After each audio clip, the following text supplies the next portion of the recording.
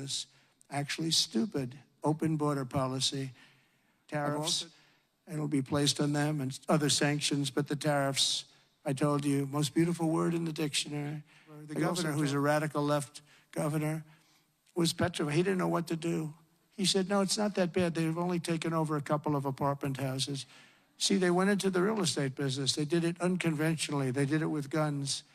We have to go out and borrow or use cash to buy. They just did it with guns. They took over. He said, no, it's not that bad. They only took over a couple of buildings, such as pushing people into subways.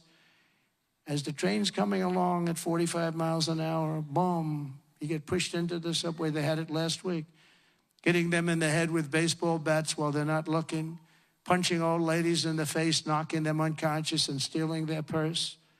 They even break into apartments and rape elderly women and beat up elderly men, beat them to hell. And I don't want these violent repeat offenders in our country any more than we are fighting hard to get birthright citizenship or automatic citizenship for the children of illegal aliens. That's another way. It's automatic citizenship for children of illegal aliens. That's the other term that they use, which is actually more accurate, more understandable.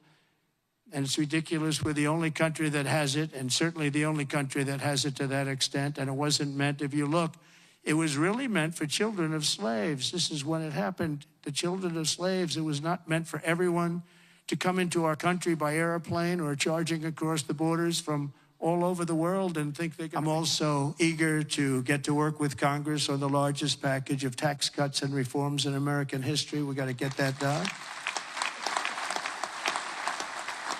And we don't want to get these fake ads that Trump is going to cut Social Security. No, they're the ones that are going to cut it because the country's going to go bankrupt under them.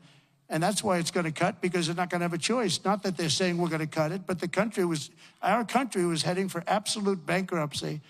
I've been reading about China and some of the companies in China, one in particular, coming up with a faster method of AI and much less expensive method. And that's good, because you don't have to spend this much money. I view that as a positive, as an asset. So I really think if it's fact and if it's true, and nobody really knows if it is, but I view that as a positive, because you'll be doing that too. So you won't be spending as much and you'll get the same result, hopefully.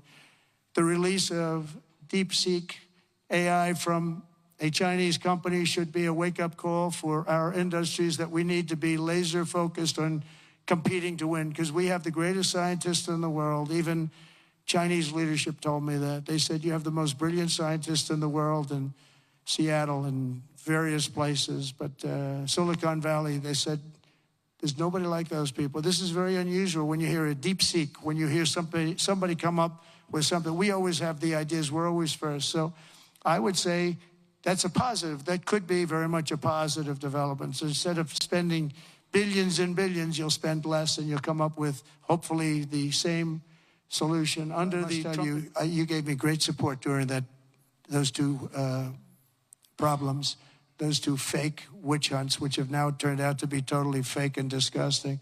But you gave me tremendous support. But the Republican Party has to stick together. We just can't have people going, 1, 2, 3 votes. And we don't have that luxury. It would be different if we had a 20-point, 30-point, 30-person majority, but we don't. We have to help leadership. And, you can be assured that you have certain philosophies, that if you're going to have most of the people, almost all of them, voting for something, you're going to be okay. It's not going to be bad. You have to stick together. It's the one thing that I would say we don't get very high marks. Everything is so hard. We always have 2 or 3 or 5 or something, people that just don't want to do it. And you just got to do it. You just got to do it. Make life easy. You just got to do it.